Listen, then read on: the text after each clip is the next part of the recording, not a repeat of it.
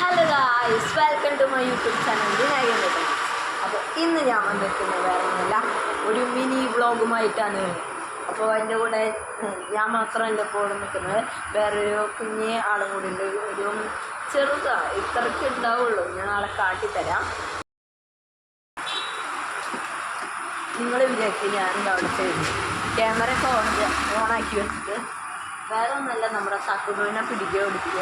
അവൻ അങ്ങനെ വെച്ചാൽ വരില്ല. തക്കുടു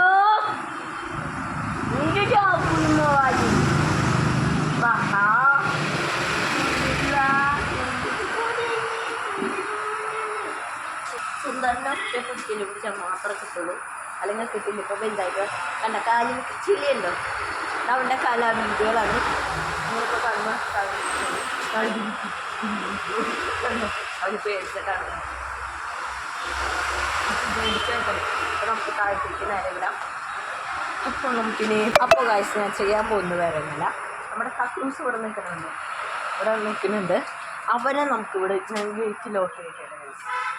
ഗേറ്റ് ലോക്ക് ചെയ്ത് ഇവിടെ നിർത്തിയതിന് ശേഷം ഞാൻ താഴ്ത്തിക്ക് പോവാം. അപ്പം എന്താണ് ഇവിടെ സംഭവിക്കുന്നതൊക്കെ നിങ്ങൾക്ക് നേരെ കാണാം. അവൻ ചാടാൻ നോക്കുന്നതൊക്കെ കാണാം. ഓക്കെ, ഞാൻ പോട്ടെ.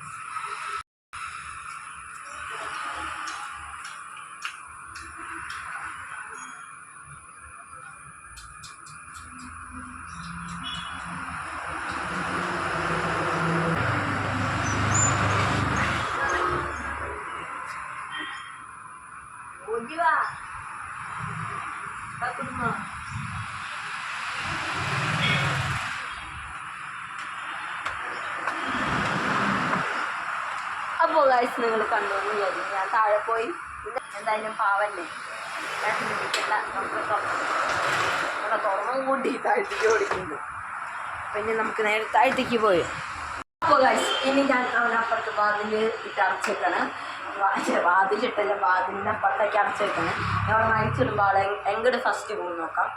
ഫ്രണ്ടിക്ക് വരുമോ, റൂമിലേക്ക് പോകുമോ നോക്കാം. റൂമിൽ അമ്മേൻ്റെ. അപ്പോൾ ഞാൻ പോയി വാതിൽ തുറന്നിട്ട് വരാം.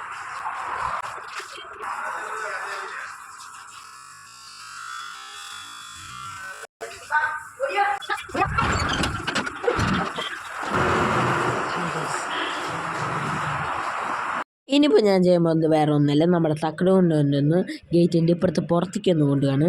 ഞാൻ അങ്ങനെ വരുന്ന കണ്ടപ്പോഴേ തക്കട് കണ്ടു ചാടിത്തുള്ളി വരികയാണ്. ഞാനങ്ങനെ അവനെ പിടിച്ച് അങ്ങനെ വിട്ട് കഴിഞ്ഞ് കഴിഞ്ഞാൽ അവൻ നേരെ റോട്ടിലേക്ക് ഓടി തന്നെ. അപ്പോൾ വല്ല വണ്ടിൻ്റെ അടുപ്പിട്ട് പടവും. അതുകൊണ്ട് ഞാൻ വേഗം ലേശം എടുത്തുകൊണ്ട് വന്നത്. എന്താ അവൻ്റെ ഉത്സാഹം, അവനെ അറിയാൻ ഞാൻ പുറത്തേക്ക് കൊണ്ടുവന്ന്.